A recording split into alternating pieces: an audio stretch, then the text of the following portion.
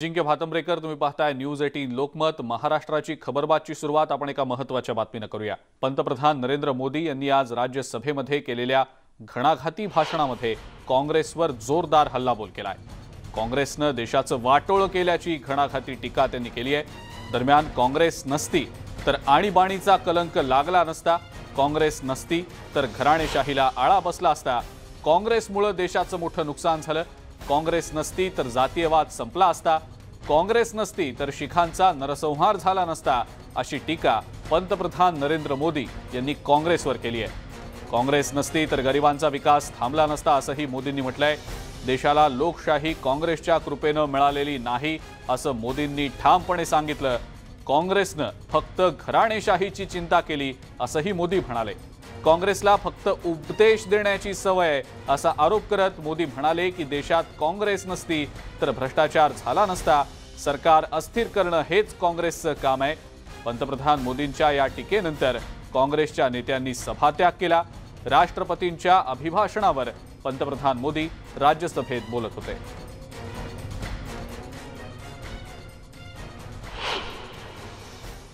मैं सोच रहा हूं कि कांग्रेस न होती तो क्या होता, क्योंकि महात्मा गांधी की इच्छा थी। क्योंकि महात्मा गांधी को मालूम था कि इनके रहने से क्या क्या होने वाला है, और इन्होंने कहा था पहले से इसको खत्म करो, इसको बिखेर दो। महात्मा गांधी ने कहा था। लेकिन अगर न होती महात्मा गांधी की इच्छा के अनुसार, अगर हुआ होता, अगर महात्मा गांधी की इच्छा के अनुसार कांग्रेस न होती तो क्या होता? लोकतंत्र परिवारवाद से मुक्त होता।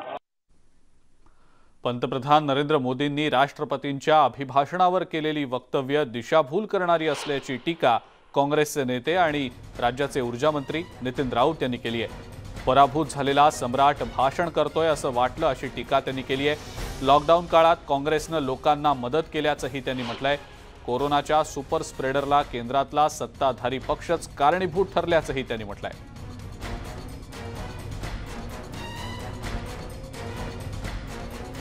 पराभूत मानसिकतेतनं पंतप्रधान मोदींनी काँग्रेसवर ही टीका केली आहे, असं नितीन राऊत यांचं म्हणणं आहे।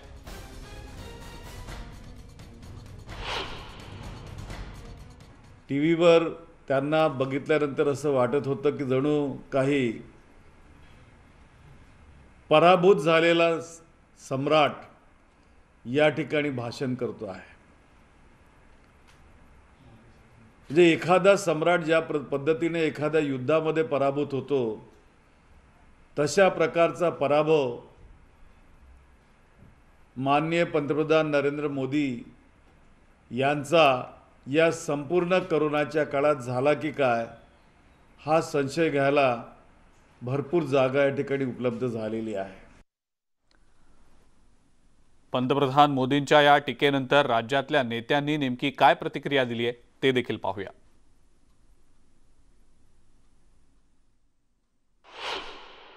भाजपच्या सगळ्या कार्यालयांच्या समोर आम्ही प्रधानमंत्री माफी मागो आणि निषेधाचे फलक घेऊन काँग्रेसचे कार्यकर्ते त्यांच्या कार्यालयाच्या समोर उभे होतील।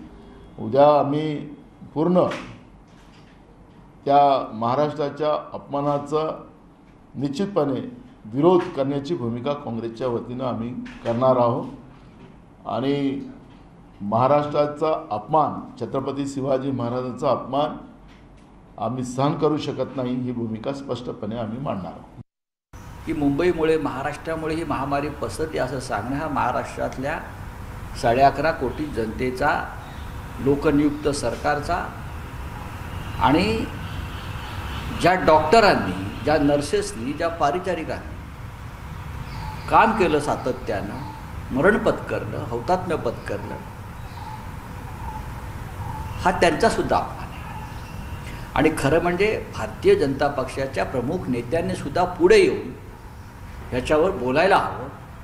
एक महाराष्ट्राचे नेते म्हणून बोलायला हवं। मतभेद एका बाजूला आहेत, पण हा जो ठपका ठेवण्याचा प्रयत्न झाला, 4 राज्यांच्या निवडणुका डोळ्यासमोर ठेवून, हा अत्यंत चुकीचा आहे। आप कह रहे हैं कि ट्रेन की टिकट हमने दी, ट्रेन आपने चलाई, टिकट हमने दी क्योंकि मजदूरों से आप पैसा वसूलना चाहते थे। मजदूर जब पैदल चल रहा था, सबसे पहले यूपी की सरकार ने बसें लगवाई, बिहार की सरकार ने बसें लगवाई, और जब पूरे देश में लॉकडाउन लगना था तब आपने पहले थाली बजवाई। माननीय सभापती जी, दरम्यान संजय राऊत यांच्या टीकेला विधान परिषदेचे विरोधी पक्षनेते प्रवीण दरेकर यांनी नेमकं काय उत्तर दिलं पाहूया। महाराष्ट्राचा अपमान केला अशा प्रकारचं केविलवानं चित्र उभं करण्याचा दुर्दैवी प्रयत्न सन्माननीय संजय राऊत साहेब यांनी या ठिकाणी केलाय। महाराष्ट्रातल्या कोरोना निर्मूलनासाठी पंतप्रधान नरेंद्र मोदी साहेबांनी काय यंत्रसामुग्री योजना या राज्याला पुरवल्या या मुंबईसह महाराष्ट्रातील जनतेला ज्ञात आहेत। राज्यातील आपलं अपयश झाकण्यासाठी अशा प्रकारच्या वादग्रस्त स्टेटमेंट, महाराष्ट्राच्या अस्मितेच्या स्टेटमेंट त्या ठिकाणी करायच्या आणि लोकांना आकर्षित करण्याचा प्रयत्न करायचा, या पलीकडे या वक्तव्यामध्ये काही अर्थ आहे असं वाटत नाही। भाजपचे आमदार अतुल भातखळकर यांनी या सगळ्यावर नेमकी काय प्रतिक्रिया दिली पाहूया।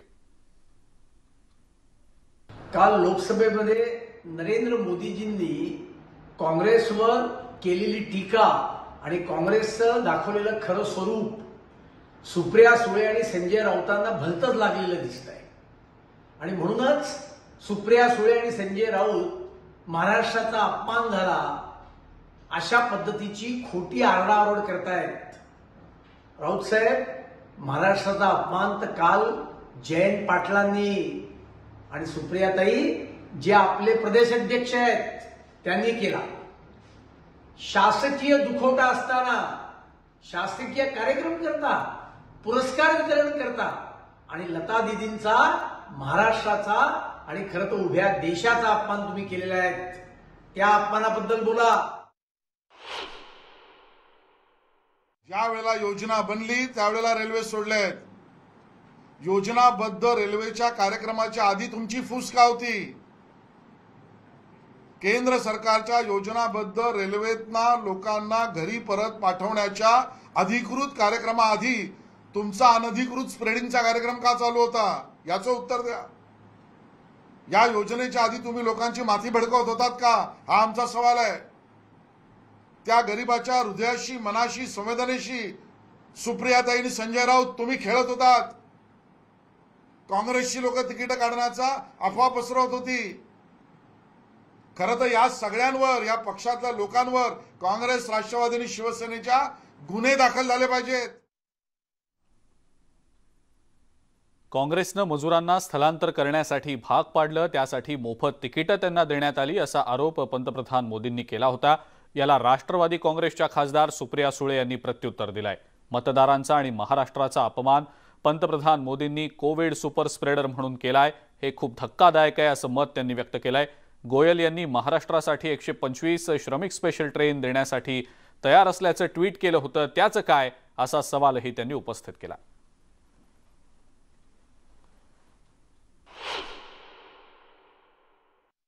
एक प्रधानमंत्री म्हणून खूप अपेक्षेने आम्ही ते भाषण पाहत होतो, ऐकत होतो, आणि दुर्दैव की आपल्या महाराष्ट्राबद्दल जे माननीय प्रधानमंत्री बोलले हे मला स्वतःला वैयक्तिकपणे फार दुःख देणारी गोष्ट झाली। आणि मला प्रचंड वेदना झाल्यात की आपल्या महाराष्ट्राबद्दल माननीय प्रधानमंत्री असं का बोलतायत। ज्या राज्याने फुल ना फुलाची पाकळी म्हणा, पण 18 खासदार भाजपला निवडून दिले ह्यावेळेस, म्हणजे माननीय प्रधानमंत्री आज प्रधानमंत्री आहेत, त्याच्यात मोठा सिंहाचा वाटा हा महाराष्ट्रातल्या मतदारांचाही आहे। आणि त्या महाराष्ट्राच्या मतदारांचा आणि महाराष्ट्राचा अपमान हा काल एक कोविड सुपर स्प्रेडर म्हणून त्यांनी केला, हे खूप धक्कादायक है।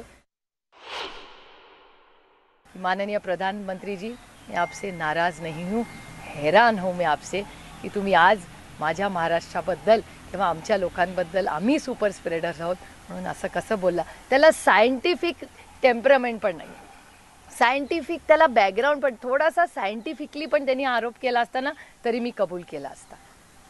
पण कसं काय ते असं बोलले खरंच म्हणजे आणि मी तुम्हाला एव्हिडन्स बेस सगळं सांगितलंय. मी टीका करायची म्हणून त्यांच्यावर टीका करत नाही, पण मी एक महाराष्ट्रातली मुलगी म्हणून, एक खासदार म्हणून आज या प्रधानमंत्र्याकडे न्याय मागते की का तुम्ही आमच्यावर असं टीका केली, का तुम्ही आमच्या असं विरोधात बोलला, किंवा का तुम्ही असा द्वेष राज्यांमध्ये पसरवताय. ही एक प्रांजळ महिला आज प्रधानमंत्र्याकडे न्याय मागते. भाजप आणि काँग्रेसनं एकत्र बसून वाद मिटवावा असं मत मोदी यांच्या वक्तव्यानंतर संभाजी भिडे यांनी व्यक्त केलेलं आहे. भाजप आणि काँग्रेसच्या वादावर बोलणं त्यांनी थेटपणे टाळलेलं आहे. मात्र या दोन्ही पक्षांनी एकत्र बसून वाद मिटवावा असं मत संभाजी भिडे यांनी व्यक्त केलेलं आहे. पंतप्रधान नरेंद्र मोदी यांनी म्हणले की काँग्रेसनं देशाचं वाटोळं केलं आणि दुसऱ्या बाजूला कोरोना पसरायला सुद्धा महाराष्ट्र सरकार जबाबदार आहे असं म्हणणं आहे. त्या दोघांनी एकत्र बसून काय ते सत्य लोकांना सांग. पुढची महत्त्वाची बातमी बघूया. भाजपचे आमदार नितेश राणे यांच्या जामीन अर्जावर सुनावणी सुरू आहे. दरम्यान लवकरात लवकर निकाल द्यावा असा विनंती अर्ज आमदार नितेश राणे यांनी कोर्टात केलेला आहे. नितेश राणे यांचे वकील सतीश माने शिंदे यांनी या संदर्भातली माहिती दिलेली आहे. तर दुसरीकडे जामीन मंजूर न करण्याची विनंती सरकारी वकिलांनी केली आहे. तपास अद्याप पूर्ण झालेला नाही. कोर्टात चार्जशीट दाखल नाही. त्यामुळे जर नियमित जामीन मंजूर झाला तर हल्ला प्रकरणात अडचणी निर्माण होऊ शकतात. त्यामुळे जामीन मंजूर केला जाऊ नये अशी विनंती सरकारी वकिलांनी केलेली आहे.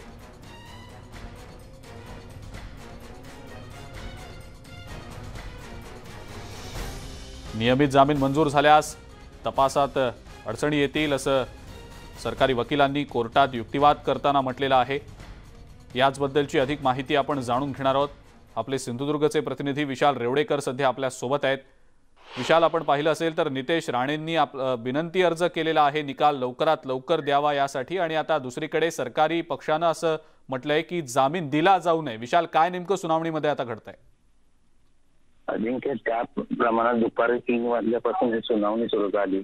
यावर आरोप प्रत्यारोप किंवा एक पक्षकार दुसऱ्या पक्षकार हे आपापल्या बाजू मांडतायत. मात्र एकीकडे जे काही वेळापूर्वी आपण नितेश राणे यांच्या वकिलांचे जे मान शिंदे आहेत त्यांच्या बाजू ऐकली, तर दुसरीकडे आता दुसरा जो भाग आता सुरू झालाय तो म्हणजे घरत ते आपली बाजू मांडतात. मात्र यामध्ये अशा पद्धतीच्या युक्तिवाद करताना त्यांनी जे चाकू हल्ला जो संतोष परब यांच्यावर झाला, तो हल्लेखोरांनी तो चाकू स्वतः विकत घेतलेला होता आणि त्याचं पोलिसांकडे सीसीटीव्ही फुटेज देखील आढळलेलं आहे. त्याचप्रमाणे ज्यावेळी संशयित आरोपी जे असतील यांना ज्यावेळी त्या ठिकाणी नेलेलं होतं, त्या दुकानामध्ये नेलेलं होतं, त्यावेळी ते आरोपी आयडेंटिफाय झालेले आहेत. त्याचप्रमाणे नितेश राणे यांना सुपारीबाज आम्ही म्हणत नाही आहोत.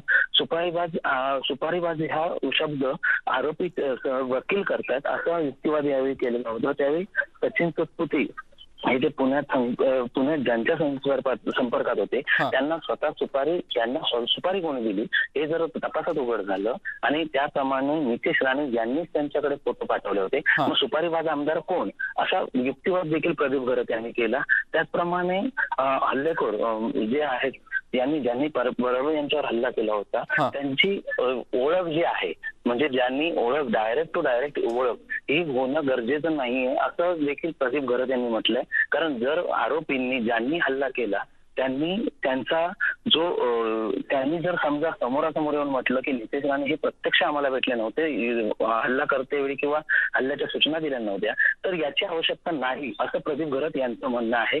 त्याचप्रमाणे जे पुढील युक्तिवाद होते याच्यामध्ये आता सध्या तरी युक्तिवाद चालू आहे. मात्र जामीन देऊ नये यासाठी युक्तिवाद करतेवेळी प्रदीप घरत यांनी स्पष्ट शब्दात सांगितलं की अजूनही चार्जशीट न्यायालयात दाखल झालेलं नाहीये. त्याचप्रमाणे नियमित जामीन मंजूर झाला नितेश राणे यांना तर तपासात कोणत्याही त्रुटी असतील किंवा अडचणी असतील या आणि वाढू शकतात आणि त्यामुळे त्यांचा जामीन आहे हा फेटाळला जावा अशी मागणी यावेळी प्रदीप घरत यांनी. विशाल, आणखीन सुनावणी किती वेळ सुरू राहणार आहे, काय माहिती मिळते त्याबद्दलची?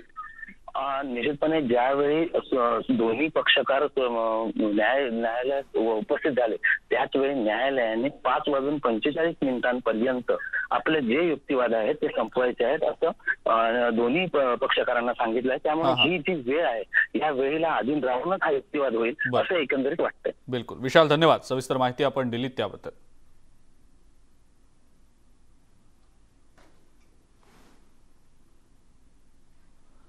पुढची बातमी बघूया। खासदार छत्रपती संभाजीराजे यांनी संजय राऊत यांची भेट घेतली आहे। दिल्लीमध्ये राऊत यांच्या निवासस्थानी ही भेट झालेली आहे। दरम्यान या भेटीमागे काही विशेष कारण नाही असं संभाजीराजे यांनी म्हटलेलं आहे। मात्र संभाजीराजे आणि संजय राऊत यांच्या या भेटीमुळे राजकीय वर्तुळात आता चर्चांना उधाण आलेलं आहे।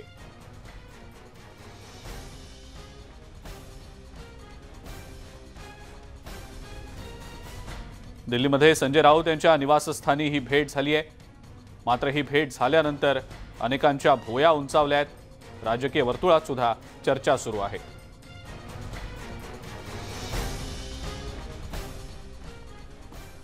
केंद्र सरकारला नोटा छापण्याचा अधिकार आहे, तो राज्याला नाही असा टोला राज्याचे उपमुख्यमंत्री अजित पवार यांनी लगावलेला आहे। निधीचा वापर काटकसरीने करा असं आवाहन सुद्धा त्यांनी केलेलं आहे।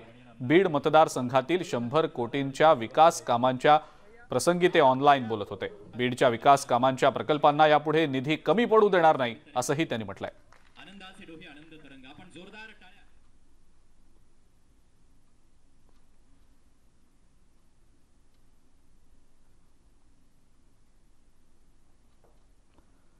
कर्नाटकमध्ये हिजाबचा वाद आता चिघळल्याचं दिसतंय। कर्नाटकच्या उच्च न्यायालयात याबद्दलची सुनावणी उद्या होणार आहे। हिजाबच्या मुद्द्यावरची ही उद्याची सुनावणी असणार आहे। मात्र या दरम्यान विद्यार्थ्यांना शांतता पाळण्याचं आवाहन प्रशासन आणि सरकारतर्फे केलं गेलंय। हिंसाचाराच्या काही घटना पाहता हा वाद चिघळल्याचं पाहता राज्यातील शाळा आणि कॉलेजेस 3 दिवस बंद राहणार असल्याचं देखील राज्य सरकारनं आता ठरवलेलं आहे। याचबद्दलची माहिती आपण जाणून घेणार आहोत। आपले प्रतिनिधी प्रशांत लीला रामदास सध्या आपल्या सोबत आहेत फोन लाईनवरनं। प्रशांत, हिजाबवरून कर्नाटकात वाद पेटल्याचं दिसतंय। 3 दिवस शाळा आणि कॉलेजेस बंद राहतील असा निर्णय कर्नाटक सरकारनं घेतलाय। प्रशांत, सविस्तर याबद्दल काय सांगा?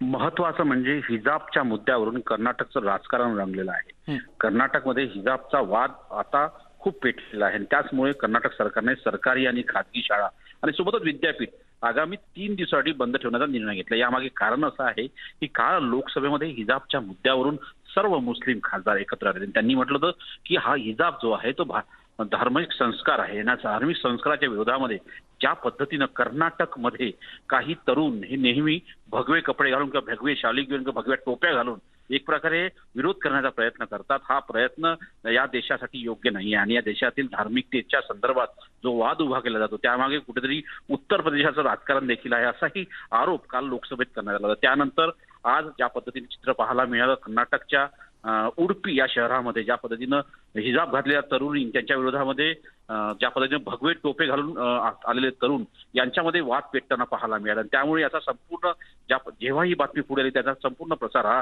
कर्नाटकच्या विविध शहरांमध्ये आणि जिल्ह्यांमध्ये झाला। त्याच्यामुळे आता कर्नाटक सरकारने हा निर्णय घेतलाय की जोपर्यंत या हिजाबच्या संदर्भातला निर्णय होत नाही तोपर्यंत साधारणतः आगामी 3 दिवस या शाळा, विद्यापीठ आणि महाविद्यालय बंद राहणार आहे आणि कुठेतरी हा वाद पसरू नये असा देखील कर्नाटक सरकारचा प्रयत्न आहे। बिलकुल प्रशांत, धन्यवाद सविस्तर माहिती आपण दिलीत त्याबद्दल।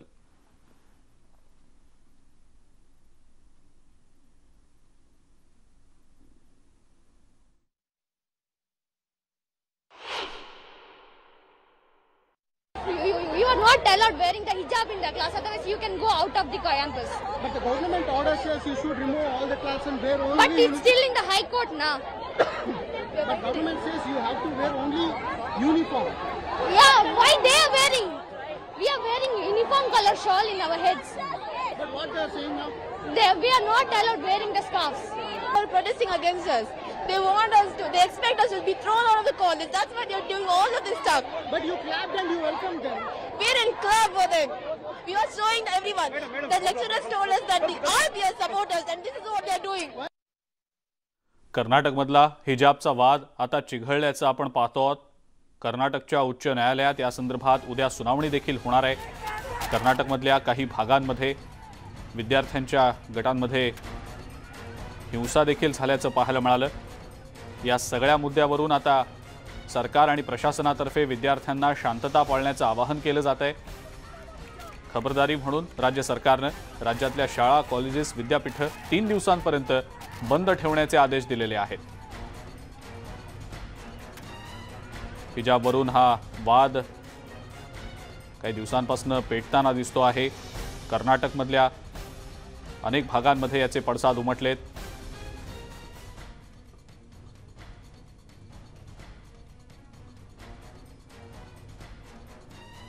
पोलिसांनी काही ठिकाणी लाठीचार्ज देखील केलाय, अशी देखील माहिती समोर येतेय। हिजाबच्या मुद्द्यावरनं हा चिघळलेला वाद प्रशासन सरकार नेमका कशा पद्धतीनं शांत करतं हे पाहणं महत्त्वाचं ठरणार आहे। नमस्कार, मी अजिंक्य भातंब्रेकर, तुम्ही पाहताय न्यूज 18 लोकमत। गोवा हे देशी विदेशी पर्यटकांचं आवडतं डेस्टिनेशन, सौंदर्याची खाण, समुद्र किनाऱ्यांची सफर आणि खाद्यपदार्थांची मेजवानी। पण आता गोव्याची ही ओळख काहीशी बदलू लागलेली आहे, कारण गोव्यात परदेशी पर्यटकांची रेलचेल मोठ्या प्रमाणात वाढलेली आहे। गोव्यातल्या एका गावात तर परदेशी पर्यटक पर्यटनासाठी नाही तर वास्तव्यासाठी येत असल्याचंही समोर आलंय। त्यामुळे गोव्यात रशियामधलंच एक गाव तयार झालंय। कोणतं आहे हे गाव, कशी निर्माण झाली गोव्यातल्या रशियाची ओळख, पाहूयात या स्पेशल रिपोर्टमधून।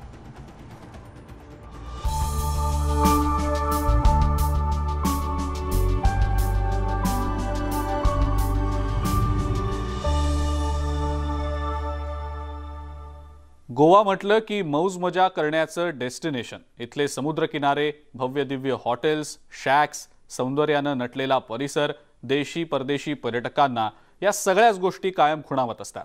गोव्यातील संस्कृती जगभरातल्या परदेशी पर्यटकांना आपलीशी वाटू लागलेली आहे। त्यामुळे गोव्यामध्ये परदेशी पर्यटक नुसते पर्यटनासाठी काही दिवसांपुरते येत नाहीत तर वास्तव्य करण्यासाठी येत असल्याचं सुद्धा दिसतंय। गोव्यातले अनेक गावं आहेत ज्या गावांमध्ये परदेशी पर्यटक महिनोन्महिने राहतात। काही पर्यटकांचं तर काही वर्षांपासून या ठिकाणी वास्तव्य आहे। एका गावात तर सर्वाधिक रशियनच राहतात, त्यामुळे या गावाची ओळख रशियाचं गाव अशी झाल्याचं दिसतंय। कोणतं आहे हे गाव, पाहूया या स्पेशल रिपोर्टमधून।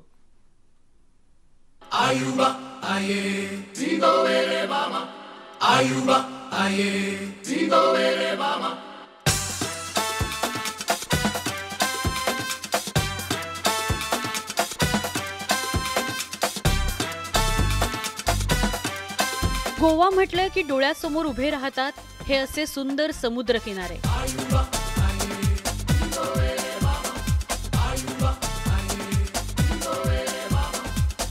भव्य दिव्य अशी हॉटेल्स, खाद्य संस्कृती आणि परदेशी पर्यटकांची रेलचेल। गोवा सौंदर्याची खाण आहे।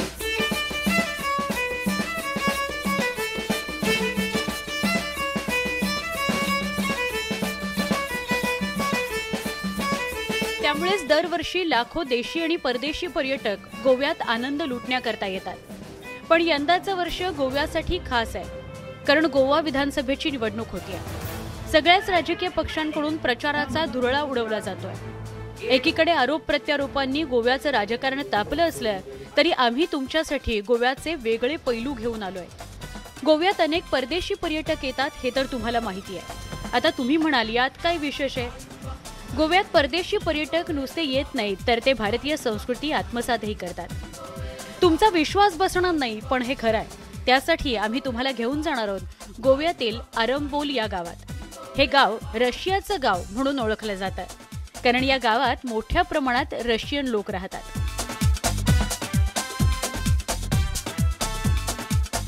गोवामध्ये बरेचसे गाव असे आहेत ज्यामध्ये रशियन लोकांची जी संख्या आहे ते जास्त आहे आणि म्हणूनच मोर्जेम, बेनेगोवा आणि अरिंबोम असं गाव आहे ज्यामध्ये 60% रशियन लोक राहत आहेत। आता तुम्हाला प्रश्न पडला असेल की या गावात रशियन लोक का राहतात, तर तेही ऐका। उत्तर गोव्यात असलेल्या आरंबोल गावाला समुद्र, डोंगर असं निसर्गाचं वरदान लाभलंय। इथला समुद्र किनारा जगभरातील पर्यटकांचं आकर्षण राहिलेलं आहे, कारण गोव्यातील इतर समुद्र किनाऱ्यांच्या तुलनेत हा समुद्र किनारा अतिशय सुंदर आणि शांत आहे। त्यामुळे रशियन पर्यटक या भागाला पसंती देतात। आरंबोलमध्ये बागा आणि कलंगूटसाठी जे जास्त डोमेस्टिक जे टुरिस्ट आहेत त्यांची इतकी भीड नाही आहे, म्हणूनच जे आहे विदेशी पर्यटक जे आहे ते इकडे जास्त येतात आणि त्यामध्ये रशियाचे लोक इकडे जास्त येतात। बरेच वर्षापासून काही रशियन फॅमिली जे आहे ती इकडे स्थायी झालेली आहे आणि पाठीमार्गे जे पहाड आहे तिकडे एक स्वीट वॉटर लेक पण आहे जे पर्यटकांना फार आवडतात। असं नैसर्गिक असं ठिकाण हा डोंगर आहे। त्या डोंगराच्या पलीकडे एक तळे आहे, गोड्या पाण्याचे तळी आहे। त्या तळीमध्ये तिथे त्यांचा चांगलं त्यांचं नैसर्गिक असं माडांची झाडं वगैरे अशी तिथे त्यांना एक आनंद लुटावा असं वाटतो. आणि या ठिकाणी सर्व लोकांनी इकडे टुरिस्ट लोकां खातीर एक शॅग उभारलेले आहेत. त्यांच्याप्रमाणे ती खाद्य काय आहेत त्याप्रमाणे बनवतात आणि त्यांना त्यांच्यासाठी खाटी बीजवर खाटी असतात, बेड असतात. त्या बेडवर त्यांनी आनंद लुटतो. रशियन लोक हर्मल गावाला पसंती देतात. इथे त्यांच्या सगळ्या प्रकारच्या सोयी केल्या जात आहेत. त्यांना चांगलं खाद्य मिळतं. गोड्या पाण्याचं तळही इथे आहे. रशियन लोक या गावात केवळ पर्यटक म्हणून येत नाहीत, तर ते इथे वास्तव्य करतात. काही लोक तर गेल्या अनेक वर्षांपासून या गावात राहत आहेत. गावात तुम्ही सहज फेरफटका मारला तर तुम्हाला रस्त्यावर सर्वाधिक रशियन लोकच दिसतील. काही रशियन लोक हे असे बाईकवरून जातानाही तुमच्या नजरेस पडतात. रशियन फॅमिली इथे आहेत, स्वतःही धंदा करतात. धंदा करून तिथे आपल्या लोकांना त्याप्रमाणे त्यांची एक सोय अशी चालू असते.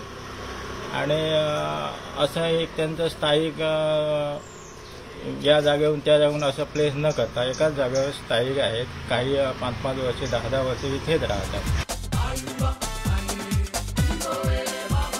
गोव्याची अनेक वैशिष्ट्ये आहेत, त्यामुळे परदेशी पर्यटकांना गोव्याची भुरळ पडते. आम्ही जेव्हा त्यांना गोव्यात येण्याचं कारण विचारलं तेव्हा त्यांनी काय प्रतिक्रिया दिली तुम्हीच ऐका. There are a lot of my friends here that come almost each year. Some of them are like 15th time, some of them are 5th time or 4th time, and so I came with them. Yes. It's a wonderful place and maybe one of the most lovely places in the world for real. It's this sun beach, it's the sunsets, wonderful sea, and very very friendly people around. I visited India a long time, around 9 years. Wow, so since 9 years you are staying here? Yeah, I'm going for visa moments when it's necessary and going back. And I'm delivering here my daughter. She's grow in India and travel with me. My mother also visited India a few times.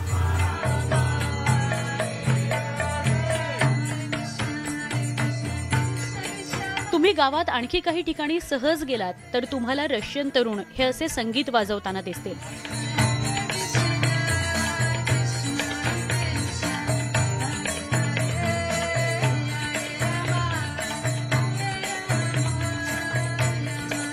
काही पर्यटकांना तर गोवा म्हणजे स्वर्गच वाटतो, तर काहींना इथलं भारतीय खाद्य प्रचंड आवडतं.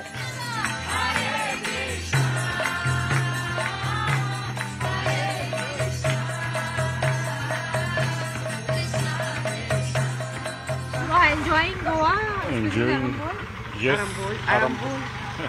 Арамболь, мы были мандрами, окей, Морджим, окей, просто пляжи, бич.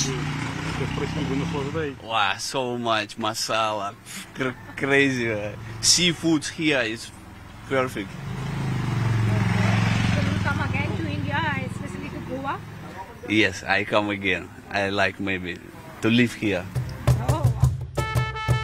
रशियातून अनेक कुटुंब इथं येऊन वास्तव्य करतायत. काही लोक तर 6 महिने तर वर्षभर राहतात. काही रशियन लोक तर मुलांच्या जन्मासाठी गोव्याला पसंती देतात. नहीं, इधर ज़्यादा आते हैं रशियन टूरिस्ट. इधर थोड़ा क्वाइट एरिया है, थोड़ा अच्छा बीच भी एकदम क्लीन है, तो काफ़ी लोग पसंद करते हैं इसको, इसलिए आते हैं काफ़ी रशियन पीपल. और बहुत रशियन भी यहाँ रहते हैं, आते जाते. हाँ, रशियन रहते भी है, कोई 6 महीने के लिए, कोई 1 साल के लिए, काफ़ी लंबे टाइम से अभी रह भी रहे हैं. और भी नए टूरिस्ट आने स्टार्ट हो गए हैं. तो कोविड के बाद अभी आने शुरू हुए क्या? हाँ, अब धीरे धीरे नॉर्मल हो रहा है, जैसे पहले जैसा था जैसे अभी धीरे धीरे हो रहा है इधर. आरंबोल में मोस्टली रशियंस यहाँ पे रहने के लिए आते हैं. They stay here, they just don't come like visitors. They just come here end stay here with their family.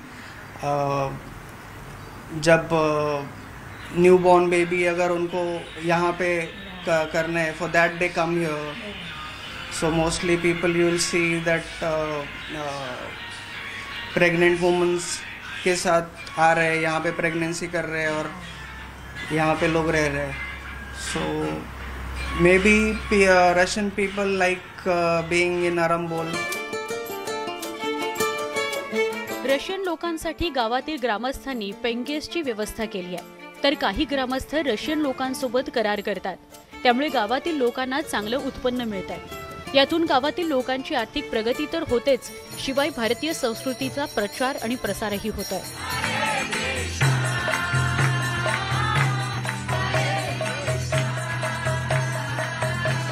Preeti Sompura, वरिष्ठ संपादक, न्यूज 18 नेटवर्क. गोव्यामध्ये परदेशी पर्यटक मौज मजेसाठी येत असतील असा तुमचा कदाचित समज असेल, पण थोडंसं थांबा. रशियासह इतर देशातून आलेले पर्यटक गोव्यामध्ये राहून भारतीय संस्कृतीशी सुद्धा एकरूप होत आहेत. राम आणि कृष्णाच्या नामस्मरणात परदेशी नागरिक दंग होत आहेत.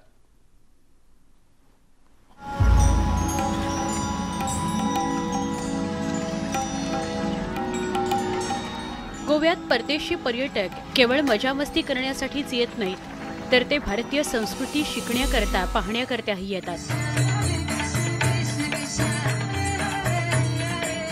ही दृश्य पाहिल्यानंतर तुम्हाला त्याची जाणीव होईल. रशियन पर्यटक राम आणि कृष्णाच्या नामस्वरात मंत्रमुग्ध झाले.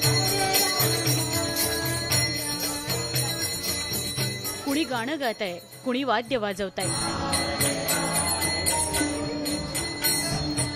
रामाच्या नामस्मरणात हे रशियन नागरिक दंग झाले.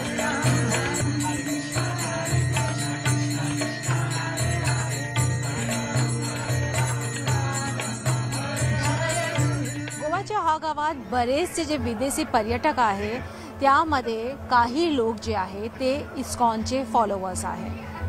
म्हणून बरेच गावांमध्ये संध्याकाळी कृष्ण भक्तीमध्ये ते लोक लीन होतात. रामकृष्णाच्या नामस्मरणानं शांती मिळते. निसर्गाच्या सानिध्यात आणि देवाच्या भक्तीत वेळ चांगला जात असल्याचं रशियन नागरिकांचं म्हणणं आहे. I like to be here because here it's options to do what you like to do, to create some art because connects with nature. I have shanty time for myself to feel what I really want to do and do it with my daughter to create some art or to play new music because here like people can be what they are. अरंबोल गावात राहणारे Russian लोक एस्कॉनशी जोडले गेले. त्यामुळे ते दररोज संध्याकाळी रामकृष्णाच्या भक्तीत असे तल्लीन होऊन जातात.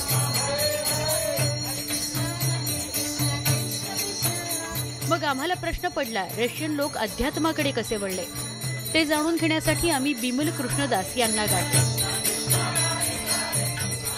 My youth, I received the Bhagavad Gita in the street when I was 16, and slowly that drove me to the lotus feet of my spiritual master, who is an expert to reveal the secret of Lord Krishna.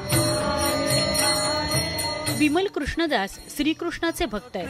Krishna Hare Hare Hare Ram Ram Ram. त्यांनी गायलेलं कृष्णाचं गाणं ऐकून आम्ही स्तब्ध झालो. ताई गौर हरी बोल हरी बोल हरी बोल हरी बोल. रशियन लोक गोव्यातील निसर्ग सौंदर्याचा आनंद तर घेतातच, शिवाय भारतीय संस्कृतीशी एकरूप होतानाही ते दिसतात.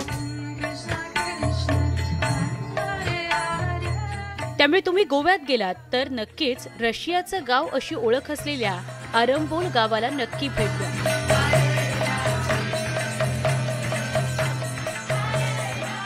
प्रीती सोमपुरा, वरिष्ठ संपादक, न्यूज 18 नेटवर्क.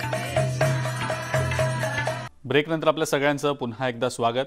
गोव्यामध्ये अनेक परदेशी पर्यटक येत असतात, त्यामध्ये रशियन नागरिकांची संख्या सर्वाधिक आहे. मनशांती मिळवण्यासाठी या पर्यटकांनी अध्यात्माचा मार्ग देखील स्वीकारलाय. इतकंच नाही तर पर्यटक मेडिटेशनही करत असल्याचं पाहायला मिळतं. त्यामुळं एक नाही तर अनेक योगा आणि मेडिटेशन सेंटर्स इथं सुरू झालेली आहेत.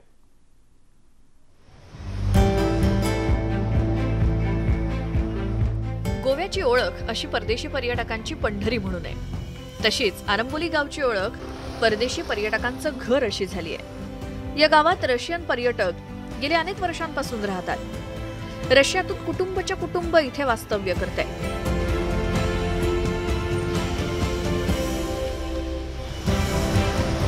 एकीकडे समुद्र किनारे तर दुसरीकडे भक्तिमय वातावरण असल्यामुळे परदेशी पर्यटक या गावाला पसंती देतात.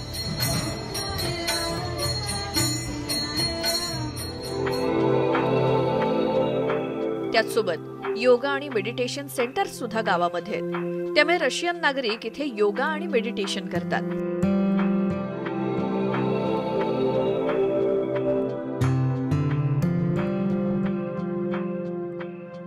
या गावात 20पेक्षा जास्त योगा क्लासेस आहे आणि 25पेक्षा जास्त मेडिटेशन सेंटर आहे.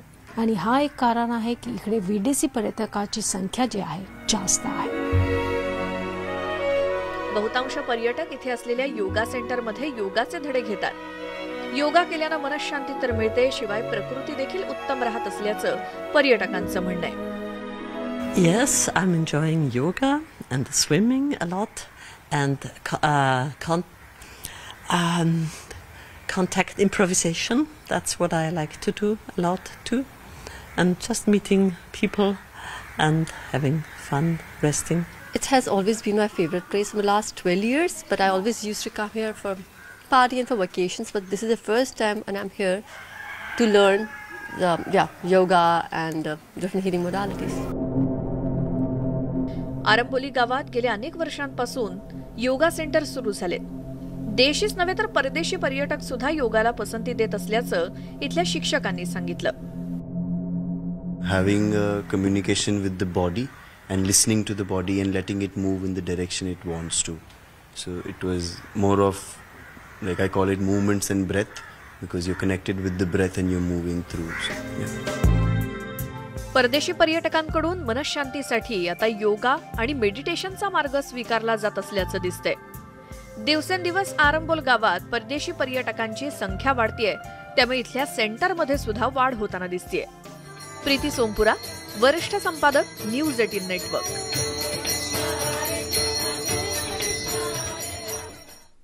रशियन आणि परदेशी पर्यटकांचं गोव्यामधलं वास्तव्य गेल्या काही वर्षांपासून वाढत असल्यानं तिथल्या काही प्रथा सुद्धा आता गोव्यामध्ये येत असल्याचं दिसतंय. त्यातलाच एक प्रकार म्हणजे ड्रीम कॅचर. हा शब्द आपल्या सर्वांसाठी तसा नवा आहे, पण ड्रीम कॅचर गोव्यात जागोजागी विकले जात आहेत. आता हे ड्रीम कॅचर म्हणजे नेमकं काय, त्याबाबत नेमकं काय बोललं जातं, मान्यता नेमक्या काय आहेत, पाहूयात या रिपोर्टमधून.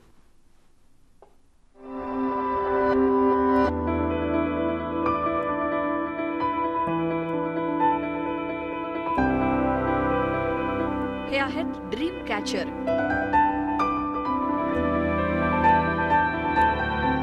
वेगवेगळ्या आकाराचे आणि विविध रंगी असे ड्रीम कॅचर गोव्यातल्या गल्लीबोळात आपल्याला दिसतायत. आरंबोली गावात सुद्धा असेच ड्रीम कॅचर पाहायला मिळतात. आता तुम्ही म्हणाल की ड्रीम कॅचर ही काय भानगड आहे, तर मंडळी, हे आहे सकारात्मकतेचं वर्तुळ निर्माण करणारे ड्रीम कॅचर. वाईट गोष्टी दूर करून चांगल्या गोष्टींची आठवण यातून होत असल्याची धारणा आहे. ये ड्रीम कैचर है, ये बैड ड्रीम जाता है और गुड ड्रीम आता है, ये इसके लिए इसको बोलते हैं ड्रीम कैचर. और ये यूरोप का है और इंडिया में आजकल बनना शुरू हो गया. ये सबसे पहले यूरोप से शुरू हुआ था ये. और आप यहाँ बनाते हैं? हाँ, हम यहाँ पे बनाते हैं और 12 साल हो गए हमको बनाते हुए ये. तो यहाँ पे लोग टूरिस्ट आते हैं, स्पेशली इंटरनेशनल टूरिस्ट खरीदने के लिए? हाँ, इंटरनेशनल भी आते हैं और ये अपना डोमेस्टिक भी आते हैं. और जो भी आता है गोवा के अंदर, जो भी आता है ड्रीम कैचर तो लेके ही जाता है. अनेक देशात ड्रीम कॅचरची प्रथा आहे. परदेशातून ही प्रथा आपल्या देशातही आली आहे. गोलाकार असलेली ही वस्तू वेबची रूपात विणली जाते. यामध्ये अनेक मणी सुद्धा असतात. झोपताना ड्रीम कॅचर बेडरूम मध्ये ठेवल्यास वाईट स्वप्न निघून जातात आणि चांगली स्वप्न पडत असल्याची मान्यता आहे. तर ड्रीम कॅचर नकारात्मक गोष्टी दूर ठेवत असल्याची सुद्धा धारणा आहे. त्यामुळे देशी आणि विदेशी पर्यटक गोव्यात आल्यानंतर हे ड्रीम कॅचर नक्कीच घेऊन जातात. इकडे जे रशियन लोक येतात आणि इस्रायलचे जे लोक इकडे येत आहेत, त्यांना यहाचे हिप्पी कल्चर जास्त पसंत आहे. काही लोक दरवाजावर सुद्धा हे ड्रीम कॅचर लावतात। अमेरिका आणि कॅनडात ड्रीम कॅचरची प्रथा आहे। तिथूनच ही प्रथा जगभर पसरल्याचं मानलं जातं। भारतीय रूढी परंपरेप्रमाणे काही प्रथा परदेशातही असल्याचं यातून दिसतंय। त्यामुळे तुम्ही आध्यात्मिक असाल तर अशा गोष्टींवर तुमचा विश्वास असेल तर गोव्यात आल्यानंतर ड्रीम कॅचर खरेदी करायला विसरू नका। प्रीती सोमपुरा, वरिष्ठ संपादक, न्यूज 18 नेटवर्क। आणि यासोबतच या विशेष कार्यक्रमामध्ये वेळ झाली इथंच थांबण्याची। मात्र जाता जाता दोन महत्त्वाच्या बाबींची आठवण। पहिली बाब म्हणजे कोरोना प्रतिबंधक नियमांचं पालन करायला विसरू नका। घराबाहेर पडताना मास्क लावा, सॅनिटायझरनं हात वारंवार स्वच्छ करा, सोशल डिस्टन्सिंग पाळा आणि ज्यांनी अजूनही लस घेतली नसेल त्यांनी लस घ्या। दुसरी महत्त्वाची बाब म्हणजे न्यूज 18 लोकमतच्या सगळ्या सोशल मीडिया अकाउंट्सना, चॅनल्सना लाईक, सबस्क्राईब आणि फॉलो करायला विसरू नका। खास करून न्यूज 18 लोकमतच्या यूट्यूब चॅनलला सबस्क्राईब करा। महत्त्वाच्या व्हिडिओ नोटिफिकेशनसाठी होमपेजवरच्या बेल आयकॉनवर क्लिक करा, जेणेकरून तुम्हाला सगळ्या महत्त्वाच्या व्हिडिओ अपडेट्स कळू शकतील। बघत रहा न्यूज 18 लोकमत।